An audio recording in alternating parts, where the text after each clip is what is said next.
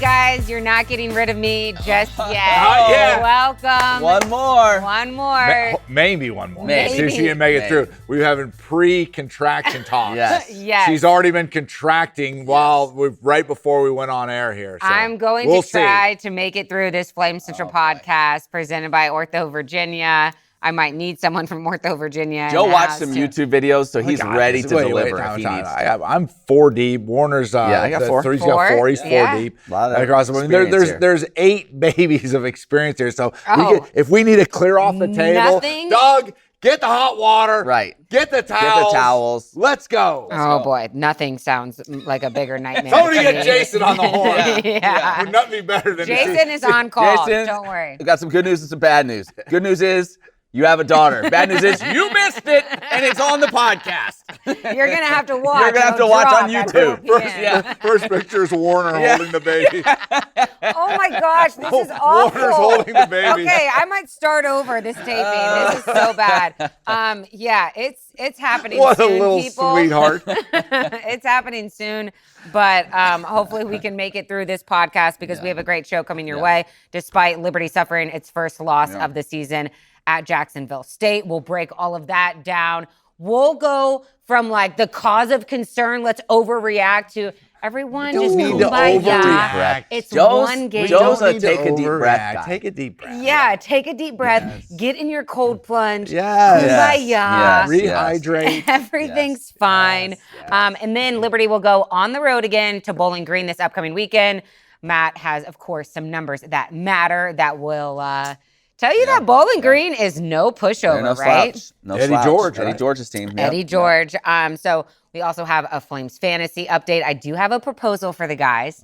I'm pregnant. Could be having a baby on the Flames Central podcast presented by OrthoVirginia. So I have something for the guys for that section of the show. Bold predictions. I'm pretty sure we all were wrong because we had Liberty winning. I'll just cut to the chase. We all ended with 0 points because if you don't get the winner right, you get no points in the Snell scoring system. You get nothing. That's how the Snell scoring system works. Yeah, right. That's how it works. We played at a standard. We have a standard. If you don't and win, we have to meet the standard. If you don't win. Right. Thank you. No participation trophies. No, not here. We don't have a trophy We for sometimes anything. don't have trophies for winners. Do we have any mailbags? We do have one mailbag. Okay, one mailbag. Remember, you can be a part of the show, flamecentral@liberty.edu. And then also, I just want to give a quick shout out for Flame Central, the actual show that comes out on Thursday. We have a great story coming this week on Christian Bodner, the defensive back. What an unbelievable who suffered story. that weird illness last year. You'll learn all about that and his recovery. It's a really cool story. But let's dive into this Jax State loss. Also, no slouch. I mean, I know it's a first-year head coach, but I mean, Charles Kelly has been around the map. So you knew that this was going to be a well-coached team, a good team.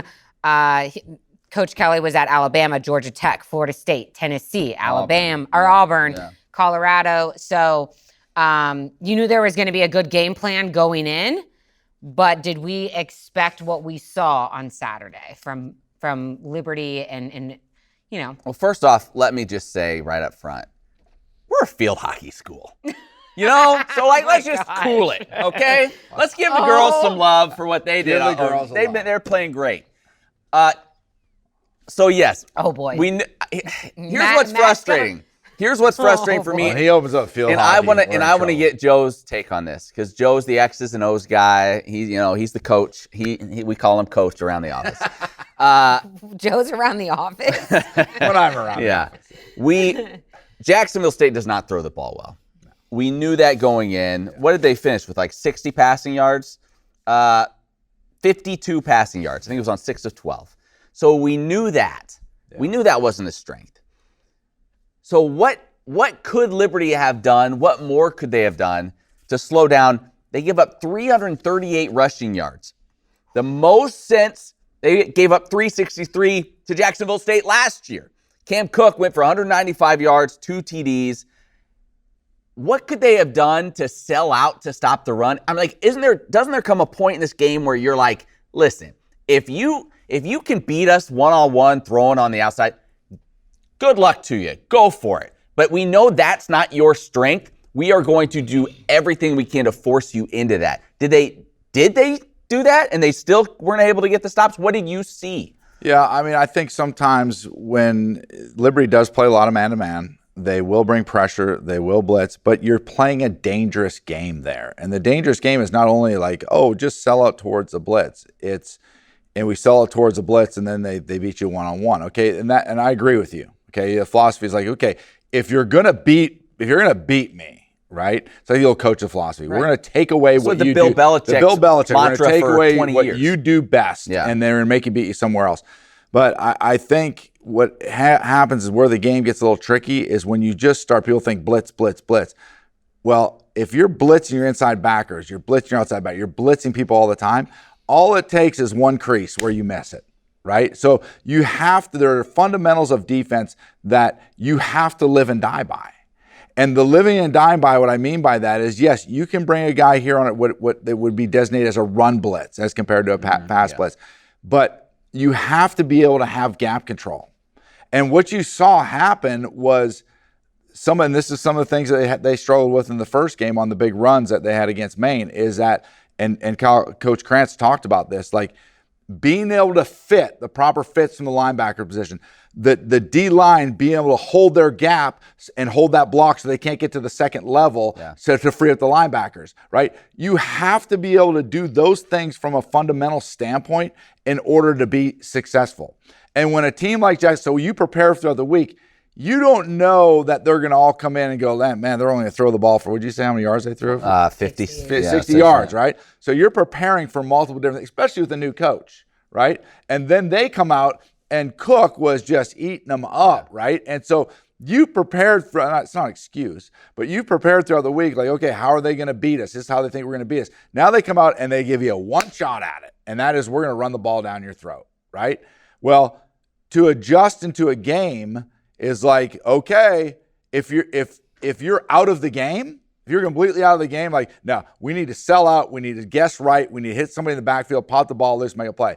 But Liberty was never out of the game, right? It wasn't like, man, there's just no way we're going to win this football game. Like you had to stick to your. But there were a lot of missed opportunities. There was a lot of missed opportunities, but you have to stick to your fundamentals.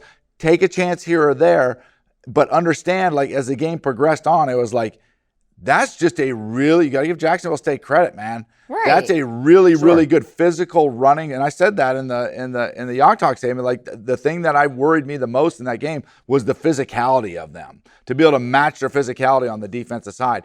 And, the way they ran the football was obviously highly effective. And so that's the bad news, is there wasn't a way to stop it at that time. The good news is, I think this is the team you meet in the conference championship again. Can that potentially? I think that's clearly after watching the UCF game and seeing Jacksonville State playing that game, and they should have won the game.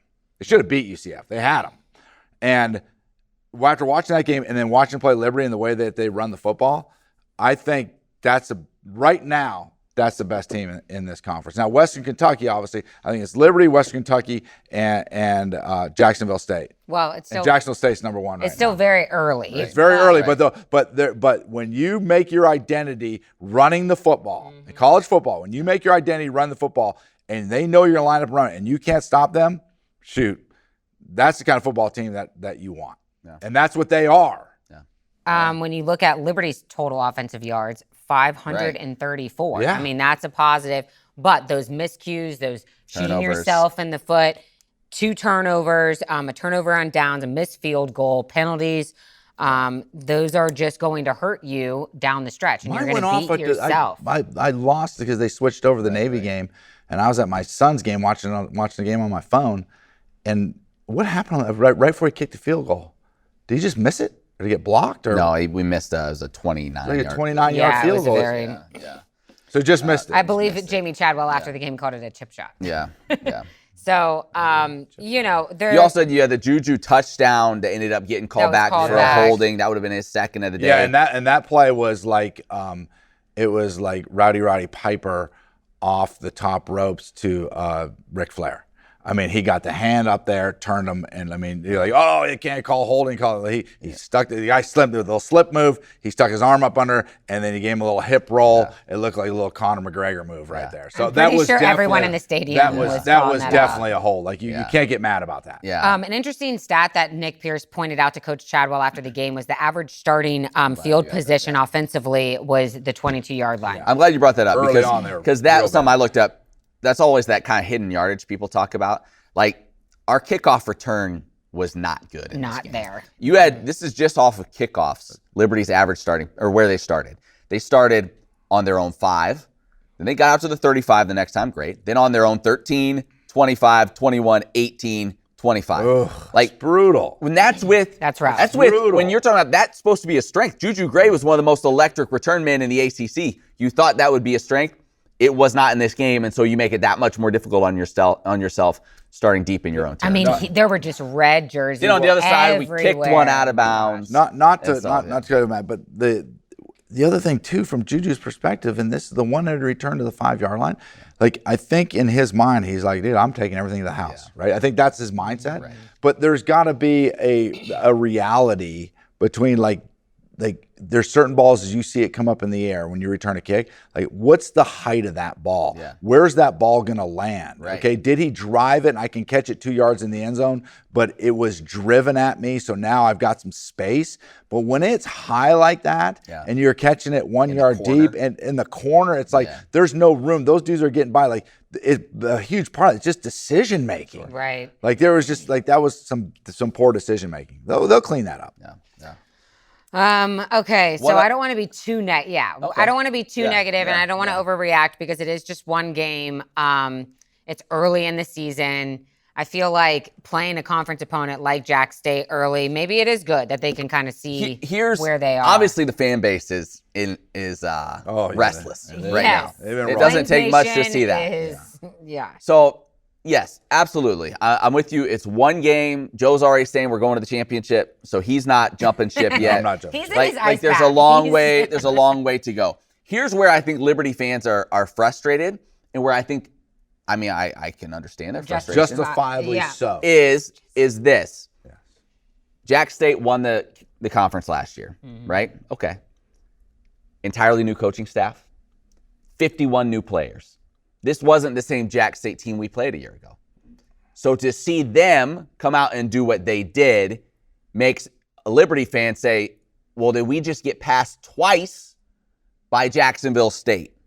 You know what I mean? Like we have the consistency.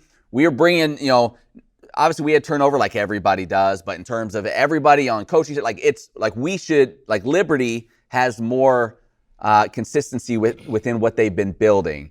And the frustrating thing is, man, is Jacksonville State, are they the best program in this conference now? Have we been passed? I get why that feels that way. Let me tell you something. This ain't complicated. Right? Jacksonville State's identity is running the football. Right? You want to play them again, and you got a whole game. You win out your games, right? Yeah. You're going to play them again. Yep. Okay, I really believe that. That's the best team. You take care of your business the rest of the way. You're going to play them again. And you know what the thing about them is going to be? They're not going to be any different. Yeah.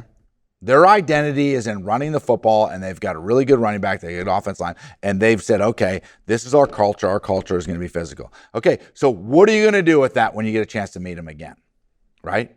So it's like when you play a team the second time, when you play a Steve Spurrier team at Florida the second time around, and you're Florida State in the Sugar Bowl, for some reason that one popped in my head because that's what happened. Yeah. Spurrier could beat you in multiple ways. And it's like, I remember Bobby Bowden saying, well, what daggum, I can't, we got to play these boys again. He wasn't real excited about it, right? With Jacksonville State, it's like, you know what you're going to get. Yeah. So when you get another crack at these guys in the championship game, at that point, then if you don't take care of business, then you can have that discussion. Why is this happening right now? But until we meet them again, I think it's going to be a totally different. We're going to run the table here. We're getting ready to run. Well, this Bowling Green game is going to be tough, right? Did they win? Yeah, and No, then, they lost to Cincinnati. They lost to Cincinnati. And Okay, so they were competitive with Lafayette. Cincinnati. They're going to be a tough football team, and you got them on the road, right? But conference-wise, I think Liberty will run the table in the conference, and we're going to see Jacksonville State again. And then then Liberty fans, don't panic yet.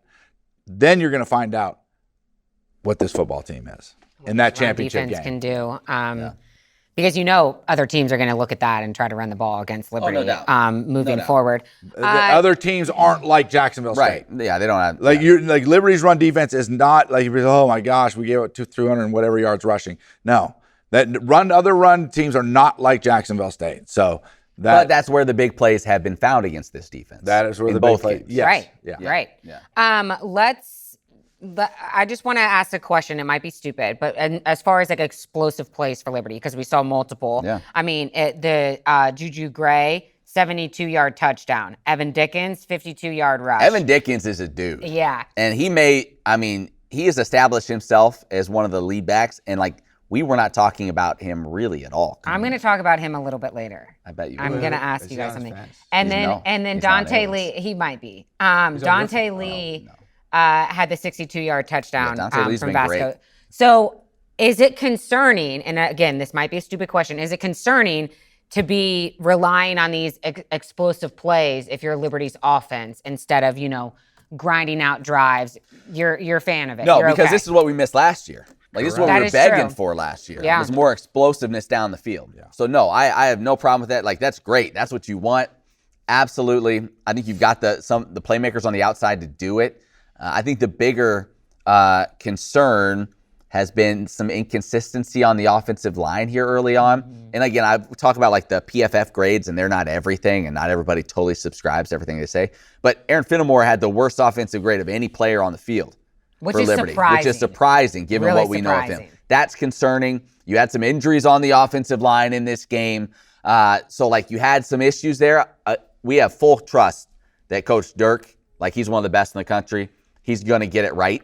But in the meantime, that is a little bit concerning to me. Some of the pressure that Vasco faced, some of the hits he's taken in this season so far in these two games. But no, in terms of the explosiveness, I think when we talked about going in, the receivers, what more do you want from those guys? When they've had the opportunity, we've seen them make plays. Juju Gray has been explosive when he's had the ball in his hands. You found something in Evan Dickens, who's been a monster for 2 games. Even Caden Williams has done some nice things. So I feel like the playmakers offensively, you feel great about. Tight ends really stepped up this game too. Tight ends just saw a little bit more from. If you can get the offensive line back to where we think it will be eventually, the hope is this offense can be really good if you don't turn the ball over. Yeah. And that was the killer. This is I really believe that this offense is the structure that Willie Corn and Jamie Chadwell want. I feel as if they're going back to their roots right now. We've talked about it, and they've talked about it in the past. We've had Willie and Jamie on the podcast. This thing sort of evolves, right? The triple option, different thing. It evolves into some other things. We're doing try this, try that, and it's changed a lot throughout the years. I see this offense getting back to more of what they originally were, and what that does from a second, and I think this is a big reason why you start seeing some more explosive plays. When you have the threat of that middle run and the safeties have to get involved, and then you have outside backers, people are involved in the passing game, right? And you have the threat of the option to the outside. You have to look at it from a defensive perspective.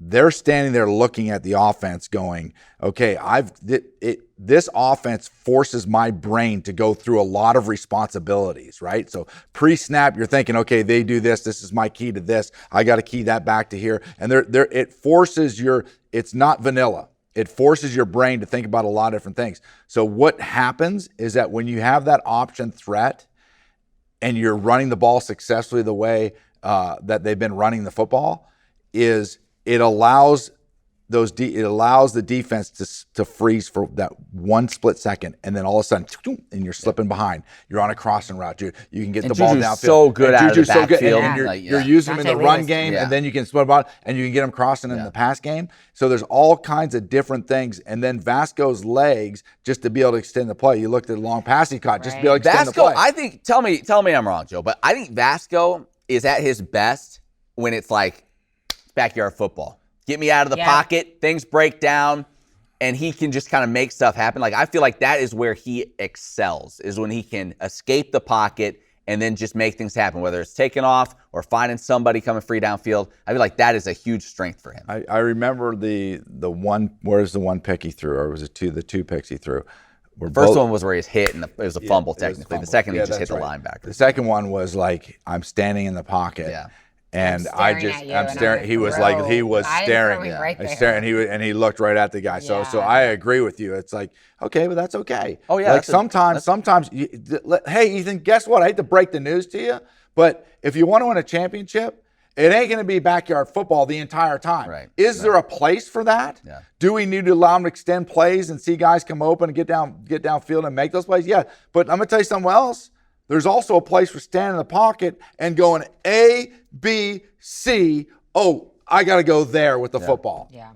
And that's just the reality of it, that if you want to be a championship quarterback, I'm not saying you got to be Peyton Manning back there. Right.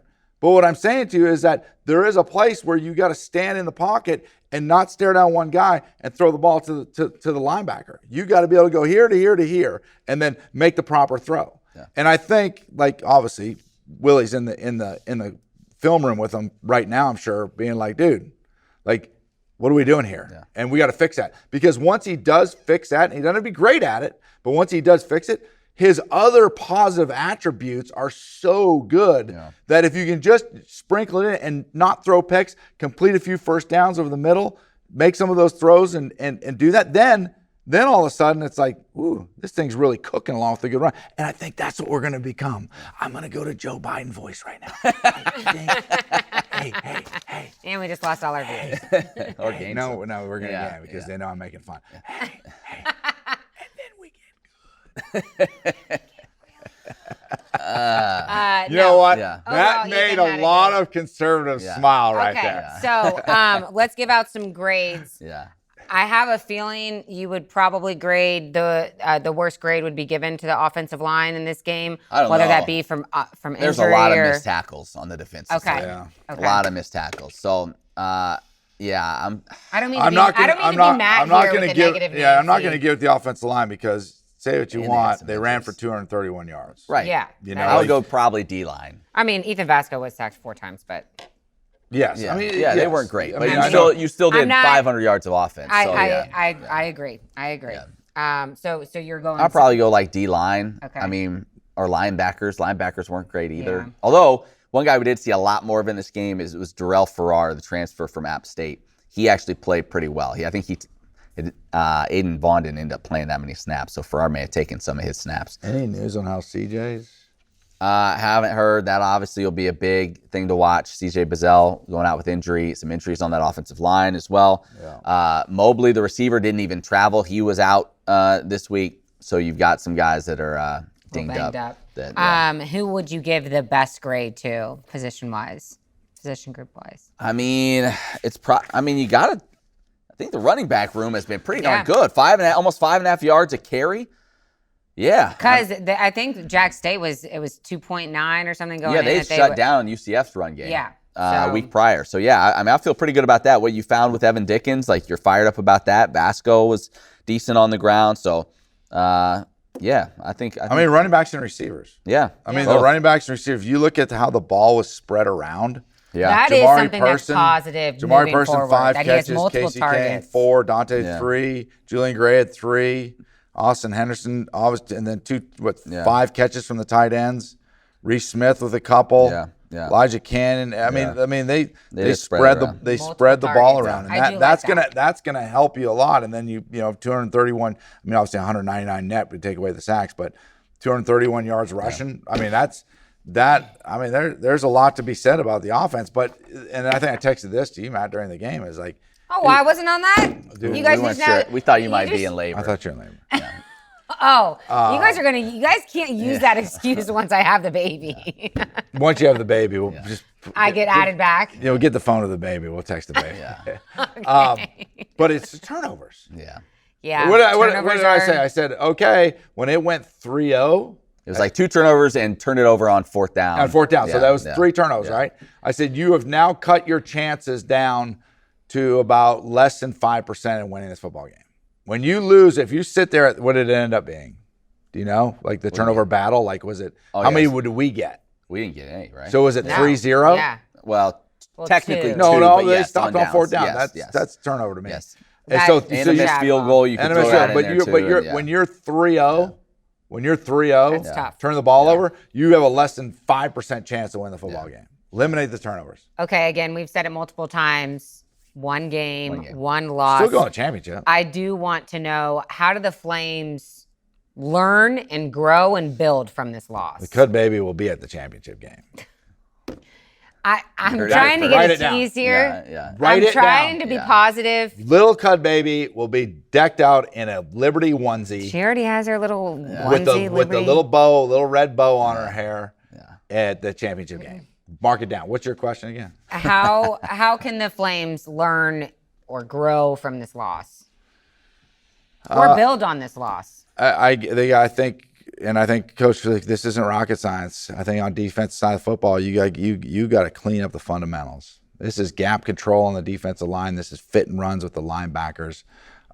This is being able to stop the run, because until you can stop the run, you're just not gonna be successful. And the good news is that the players and the athletes, the coaching staff, it's all there. Sometimes you go and you start looking around, and you feel like, man, we're just not good enough, right?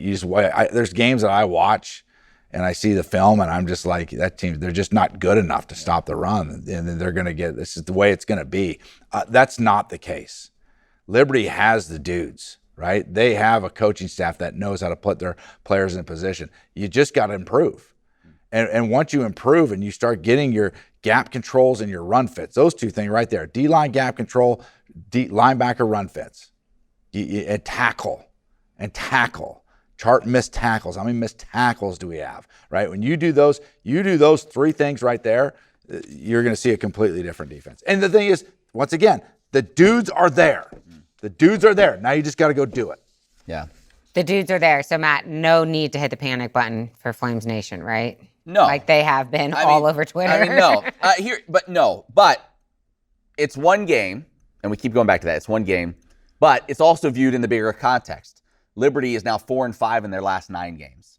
That's how fans are seeing Why are we this. talking about last year? We're not talking Because about that's last year. what fans are looking at. We need to be It's not, you focused don't on flip this it year. like that. Right, you need to be. It certainly needs to be. But Yeah, that's why it's not, they don't I'm- see it as one game. I get your point. You know what I get your mean? point, but you got to flip that. You got to flip that. As a fan, you got to flip it. Okay, we got beat by a really good football team. We want, all as a fan, is like, to me, as a fan, all I say, how can, if your team's not capable, then it becomes very discouraging. That's a really good point. This team is extremely capable. They're going to get their shot at them again.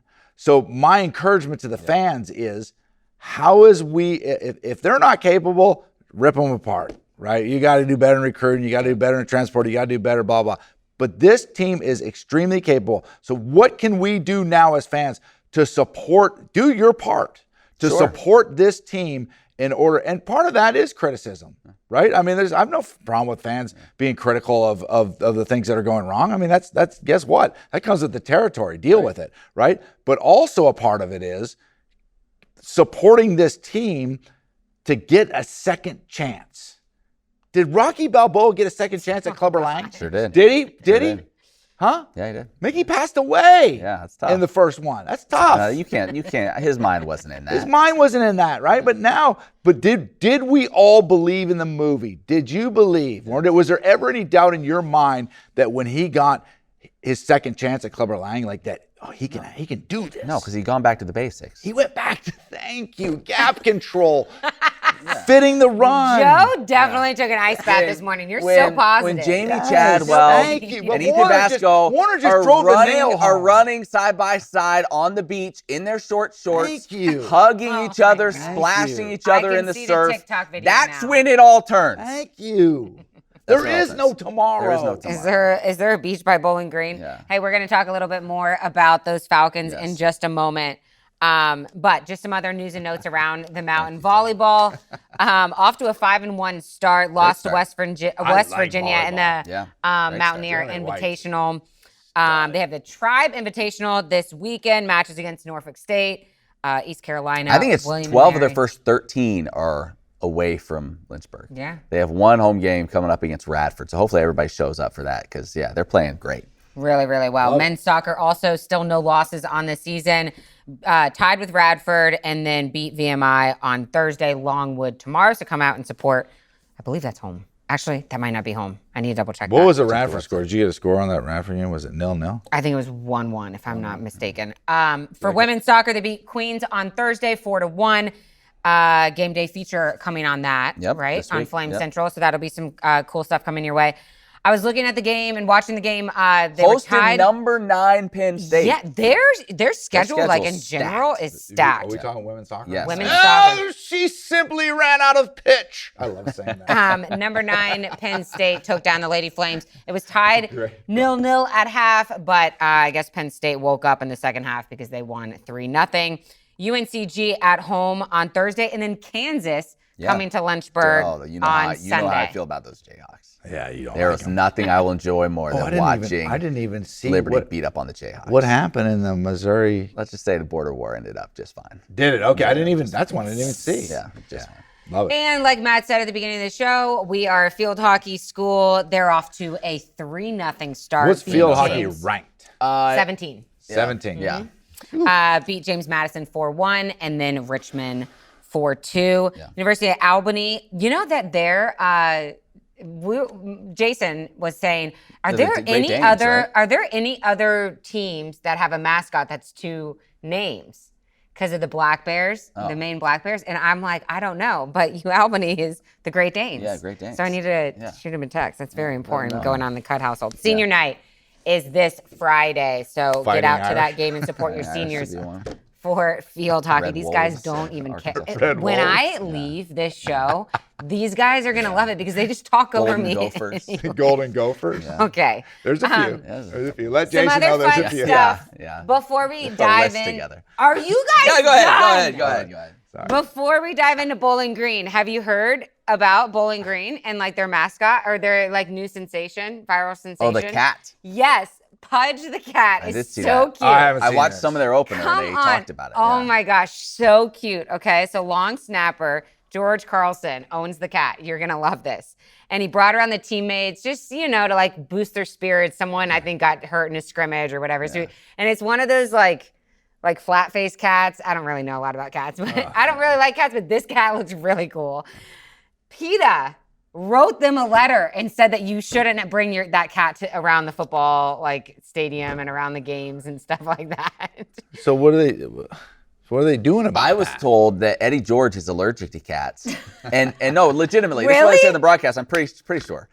And that he said, I don't know if I want this around, but then everyone loved it so much, he was finally like, all right, fine. It's all over. Yeah, so now Pudge it's like the cat. Mascot. Pudge the cat is like the new new thing. Hopefully they don't have like a falcon at a game. Wouldn't that be? There goes Pudge. Yeah. Aw. No, but the assistant AD wrote back to PETA and was like, we have a veterinarian on call at the games at all times. I'm like, okay, Karen PETA, just relax. All right, a little bit about Bowling Green, the play in the MAC. We saw Come on, Warner, give us some numbers that matter. Let's see some numbers that matter from Eddie George. Eddie George, first year there. I loved Eddie George as a player for the Tennessee Titans. Heisman winner, I believe, at Ohio State as well. And this little tidbit you may not know. Eddie George went to, where did he go to prep school? I don't know where.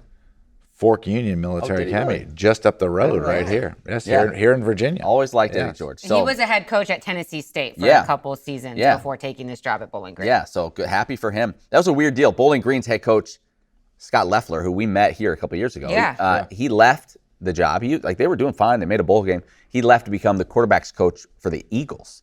So he is the QB coach there. So he left college athletics, and Eddie George takes over. I think he's done okay there. Yeah, did okay last I think he'll be all right. season. Yeah, I think he'll be all right. This was the right decision. Yeah. So they're 1-1. They beat Lafayette, lost to Cincinnati. Another little tidbit here. Bowling Green has returned the opening kickoff of the season for a touchdown in back-to-back years. Stop. I saw that you meant back-to-back. Yeah, back-to-back years. Yes, I saw that. Their opener, they've taken it back. Their quarterback is Drew Pine. He is well-traveled, to say the least. Yeah. 4-star out of high school, started at Notre Dame for 3 years, went to Arizona State for a year. Last year, he was actually at Mizzou, got 1 start, beat Oklahoma, filling in for the injured Brady Cook in that game. Not a big guy, 6 feet tall. He's completing, I think it's over 70% of his passes so far in the year. He is savvy. Not a big guy. He can run a little bit. Remember that dude. He can run a little bit, not like an electric athlete, but good enough. So a veteran there with running back spot. They have not run the ball real well to this point, only 3.3 yards per carry so far this season. But remember the name redshirt freshman Cameron Petaway. He's a guy that's kind of coming on, had a pretty good game against Cincinnati. A game, as you said, they lost 34-20, so they were in that ball game. They are, though, and this is something that Liberty needs to pay attention to, they are holding opponents to just 2.8 yards per carry. So they have been good against the run. They're also holding opponents to just 29% conversion rate on third downs this year. So they've been good there. And one last note, you talk turnovers. Bowling Green has not turned the ball over yet this year in their first 2 ball games. Whoa. So they're taking care of the football, not really running it effectively as of yet. But this will be a tough game. Now, Liberty was, I think it was a 5-point favorite when it opened. Last I saw this morning, up to a 6.5-point favorite. A little bit surprising on the road. The Flames are a 6.5-point favorite. Interesting. Yeah. Interesting. What was the spread again going into that Jacksonville State? We were favored like that game. 5.5, something like that again. Can I give my thing though about this game? Yeah. This is a pretty big deal. I don't know anything about this. I don't want. Listen. You know about this? Matt is not overreacting. I don't rush into these things. This will seem very clickbaity, hot take thing, whatever. Joe's rolling his eyes already. Be careful. Joe's Mr. Everyone take a breath. Oh, whatever. I have a lot of respect for you. Just please don't give me something silly right now. I know it's early. I feel like this is a game Liberty has to. I'm putting it in must-win category. Must-win. Here's why. All right, go. Here's why. I'll listen. You drop this one, you're 1-2. With arguably the best team you're going to face coming to Lynchburg the following week against JMU. Little other note related to that. JMU has a bye this week, so they have 2 weeks to prepare for the Flames. The next week, Liberty goes on the road to Old Dominion. Guess what? They have a bye the week before they face the Flames as well. So you're going to face back-to-back opponents, both very good teams, that will both have 2 weeks to prepare for you. You got to go get this one at Bowling Green. You got to. And just for the confidence to go and get a win like that, I think this is a huge, huge opportunity for Liberty. If this one goes sideways, those next 2 games are really, really difficult as it is. That's fair. So you got to go get this agreeing. one. Yeah, that's fair. I think for the confidence of the team and so for momentum's purposes, going into JMU from a and psychology standpoint. To your point, though, you're still none of these are conference games. Yeah. Right? Yeah. But if you're stumbling through this, then it's a lot harder conference play to flip the switch mentally and get back on get back rolling again. Not trying to jump the gun. I understand we take it 1 week at a time, but I did watch JMU play the other day. Against Louisville. They got some athletes. Yeah, they got some players. Yeah, they got some athletes. So but that's great though. I love this. This is what it's supposed to be. This is what it's supposed to be. You play Bowling Green, and you go beat them, and then you got JMU. It's going to be like the crowd. It's going to be like for that JMU game. Nuts. I was looking this morning. It's going to be unbelievable on StubHub. By the way, I'm glad you brought this up. On StubHub this morning, I looked. Cheapest ticket to get in, $174. Stop what? Cheapest ticket to get in on StubHub. Wow. So with that in mind, a lot of JMU people around here. With that in mind, let me say this: if you still want to come to this game, single game tickets I think are gone, but you can still get in if you join the Flames Club and get season tickets through them. So if you call Flames Club, you get on with them, Mike Hagan and the boys, they can still get you in. and you can still get into this game. And it'll be cheaper than if you try to buy them on stuff. Right. And you can just go to the World Wide Web and get on and do that, can't you? Give them a call. Oh, give them a call. You're going the old dial it up way. I bet you can call them up. But they're jumping the gun. Let's focus focus on Bowling Green and Pudge the Cat and, find a way to take down. You know what I would love to see in this game? What I would love to see is Liberty get out front and play with a lead. Yeah. We've talked about it. It's been 16 games in a row they've trailed. Cincinnati did jump on them 21-0. Like, so I want to see Liberty start fast. Now, to their credit, they scored in the first quarter against Jacksonville State. They hadn't scored in the first quarter offensively in the previous 5 games. Yeah. They've gone 5 games without an offensive score right. in the first quarter. So that's good. So, I would love to see them just be able to play from in front for a little bit and see if they can kind of handle business that way and not have to feel like they've got to pull something out of their hat in the fourth quarter, and make something happen late. I'd like to see them have some early success. What do you want to see Keep it simple, stupid. Yeah. Right? Gap control on the D-line. There you go. Listen to me. Gap control on the D-line. Fit the run. Yeah. Done. Win the turnover battle. Yeah, take care of the football. You take care of the football, and then you get the football. Win the turnover battle. Do the little things right. You're starting to see who Liberty is. I mean, this is like offensively, especially. We're getting a 2-game snapshot right there of what they are. Continue to get better, but we know what they are. They're going to be successful. We got weapons. Yeah. We got weapons. Quarterback's going to get better. He's going to get better every week, right? So what do you have to do? What's the quarterback need to do? Protect the football, and then win the turnover. That's what you got to do. It's not complicated. And guess where you heard it here first? Yacht Talk. Yacht Talk, baby. All right, let's wrap this up. Do our bold predictions in just a moment. But first, my Flames fantasy proposal is, can you tell me what my points would be if I had Evan Dickens, and can I have Evan Dickens? No, but you would probably be winning the league. Nobody. Nobody, but Blue is like he's like a gimp or something. I was so mad when he went in that game. Give us an update. Yes. Let's give you a Flames fantasy update. I'm glad you mentioned Guys, it. I'm pregnant. Joe Yock had another good week. Yes, he did. It was basically the exact same as the week before. Team was bad. Jamari Person Joe gave him 6 points. Brylan Green gave him 8. Dante Lee has been his best weapon, 14.5. Thank you, sir. Reese Smith didn't do a whole lot. Bodner was a little bit better. So Joe goes 35.3 points. So he's at 70.4. When we're watching these games, Jason will be like, whose player is that? Yeah. My kids are always asking me that too. And I'm like, Joe. When Juju scored that touchdown, my mom texted me. She did. She's like, that's good for the fantasy team. I'm like, it is. It is good. So people Come on, know. Mary. Yeah, they know. You need to be on my side and be like, hey, you need to be texting your son. What did you have? All right, let's start with Emily. Emily had Von Blue, gave her, same as last week, 0.6 points. So we got in there, I think he was in for like 10 plays. CJ Bazell, the injury obviously affecting him. He only gave her 2.5. He's back. The one nice thing, I'll say this, is now with this year, although it's only for conference games, the injury report is helpful for our purposes as well. So if Blue had been out, we had already arranged, okay, you would swap in Dickens. Didn't work.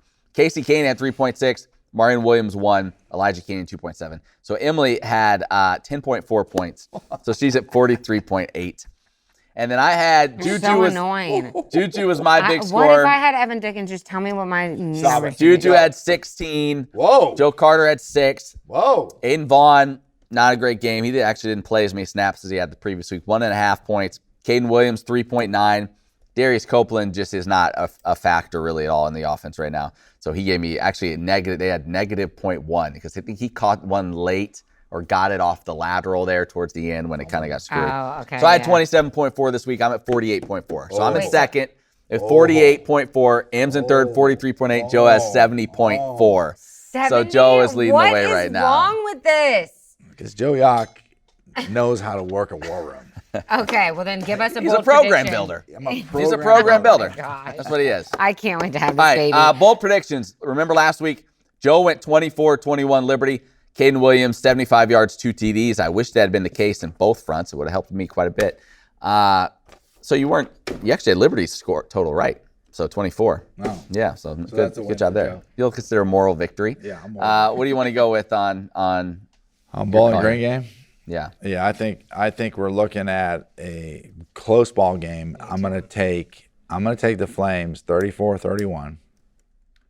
Good high scoring ball game. Okay. I'm gonna take 34-31. And you said that Bowling Green has not had a turnover. They have not turned it over They've yet not turned over one time this year.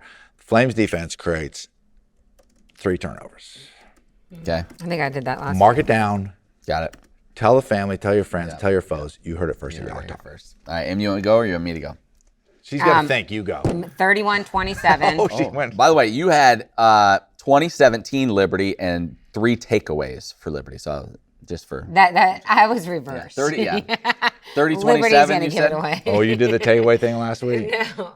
Yeah, you just had it wrong. Yeah, I just had it flipped. Yeah, 31-27 31-27. Flames. 31-27 Flames.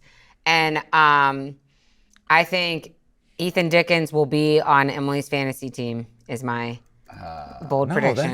That's not a bold prediction. Give me a bold prediction. And Dickens will have 150. 3 touchdowns. Oh, don't do this again. And yeah, I got it. 28. Yeah. So. Do the math Okay, before. good. I already did the math. Yeah, I saw her over there just writing something on her paper. That was a Carry contraction update. And he'll have 3 touchdowns. Okay. I think that's enough. I don't need to give like yardage, right? No. To be really bold. 3 touchdowns, bold. That's pretty bold. I'm gonna go 34-24 Well, we're Liberty. all like right. We're at the pretty score. there. we're pretty similar. Yeah. Yeah. 34-24 Liberty. I'm gonna go 4 rushing touchdowns for the Flames. Okay. So that's where I'm at. I am gonna be curious. That does add up. I am gonna be curious to see what the kicking situation looks like. Remember that was a really tight battle in camp. So that's going to be interesting I to thought see we what. were off the schneid when if we made the first kick, it was like right down the pipe. Yeah. Oh, back to back. There's no they call timeout right before that. Yeah. Is that right? And then came back and hit it. Yeah. All right, we have one mailbag. You want to get to it real quick? Mailbag, yes. We Everybody gotta make you smile wrap and this up turn so I around can go have a and make you baby. Mailbag. Thank you. Andrew has a question. Andrew. Kind of a bigger picture question. You know, the SEC voted recently to move to 9 conference games. Instead of 8, they're going to 9. So that's 1 less non-conference game. Also, they have a rule that you have to play 1 power conference team as part of your non-con. So that's really 10 games that are power conference, conference games and 1 power conference. So he's asking, does this hurt? How much does this hurt Liberty in terms of their chances of scheduling more Power 4 games if the SEC, you take an opportunity away with that conference, and then they still have to play another Power 4, so you still, lose out there. Do you think this has a big impact on Liberty and Group of 5 teams I definitely do. as a whole? I definitely do. Because you have to think. Taking a game away. You're taking a game. You're potentially taking 2 games away. And I agree. And you think, all these SEC teams, they're still going to, for instance, Mizzou opened with Central Arkansas. And you see somebody, they're still going to pluck one of those, like FCS or bottom barrel FBS teams. So if you're Liberty and you're kind of in that middle section, I think that could be a little bit tougher. If you're required to go 2 for the P4, then in your mind as an athletic director, you're scheduling, you're going to go. You want those cupcakes. Okay, I'm going to take these, but then I'm going to take a top G5. Right. When you're the grind of the SEC just got another week longer. Yeah, exactly. Yeah. You want somebody that you really can not have to give your first string guys a rest. Yeah. Yeah, I think it's that's even look at Florida. They just lost to USF, and that's technically a P4 school. But listen, that USF quarterback they have. If you haven't watched that kid, I watched him the opening week. Oh, that kid is he's dynamite. And the grind of the SEC. I think if you're an SEC fan, you like that move. You do. It's good for them and for the conference, but if you're a G5, if you're a Liberty spot, you're like, okay, maybe a little harder to find a game there. Do you see it's already an issue because when you look at some of the other G5s and what they've scheduled, like Old Dominion, aren't they playing?